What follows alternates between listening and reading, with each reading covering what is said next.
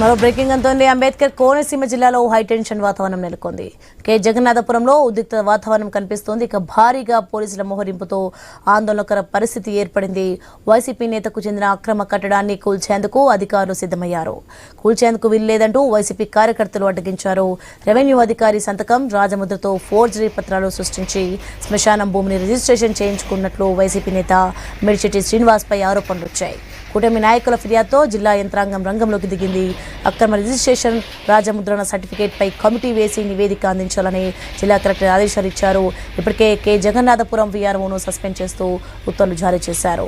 అక్రమ నిర్మాణమని స్పష్టం కావడంతో కూల్చివేతలు చేపట్టారు. క్రెయిన్ సహాయంతో అక్రమ నిర్మాణాలను తొలగిస్తున్నారు.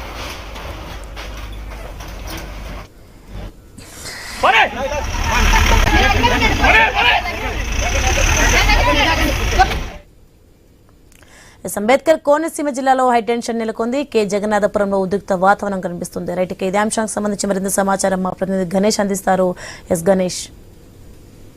2024 ఎలక్షన్ టైంలో ప్రత్యేక అధికారుల పాలన ఉన్నటువంటి సందర్భంలో ఈ ఏదైతే ఐనవల్లికి సంబంధించినటువంటి ఎంఆర్ఓ సంతకం ఫోర్జరీ చేసి జగన్నాథపురం గ్రామంలో ఉన్నటువంటి 17 సెంట్ల గ్రామ కంఠం భూమిని కబ్జా చేసి సొంతంగా అమలాపురం ఆర్డీఓ కార్యాలయంలో రిజిస్ట్రేషన్ చేసినట్లుగా పిఆర్జీసీ ద్వారా అదే గ్రామానికి సంబంధించినటువంటి బొబ్బిలి బాలాజీ ఫిర్యాదు చేశారు.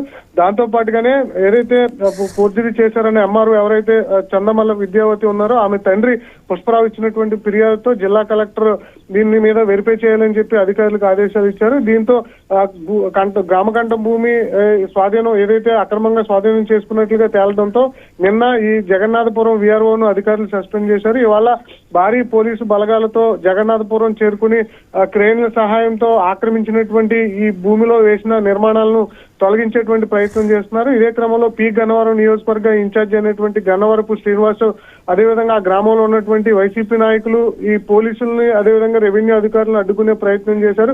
నిర్మాణాలను తొలగించు చర్యలను అడ్డుకునేటువంటి ప్రయత్నంలో వారందరినీ కూడా పోలీసులు అరెస్టులు చేసి స్టేషన్ కు తరలించడం జరిగింది. దీంతో 17 సెంట్ల ఏవైతే అక్రమంగా స్వాధీనం చేసుకున్నారో దాంట్లో నిర్మాణాలు తొలగించి తిరిగి మళ్ళీ ఆ భూమిని ఆ గ్రామంలో ఉన్నటువంటి గ్రామకంఠం భూమిగా అధికారులు ప్రకటించడం జరిగింది. ఇప్పటికే ఈ అంశం మీద 3 మీద కేసులు నమోదు చేశారు. ఏదైతే ఫోర్జరీ సంతకాలు చేశారో వాటి మీద కూడా కేసులు నమోదు చేసి ఈ ఏదైతే భూమి స్వాధీనం చేసుకున్నటువంటి అంశాల్లో చర్యలు తీసుకునే దిశగా ప్రస్తుతం అధికారులు చర్యలు తీసుకుంటున్నారు. దీంతో జగన్నాథపురం గ్రామంలో హైటెన్షన్ నెలకొనడం జరిగింది. ఈ వివాదాలు లేకుండా పోలీసుల సమక్షంలో వీటన్నిటిని కూడా తొలగిస్తున్నారు.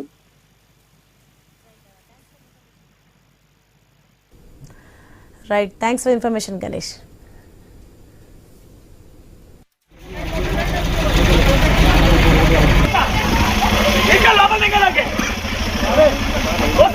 लोपल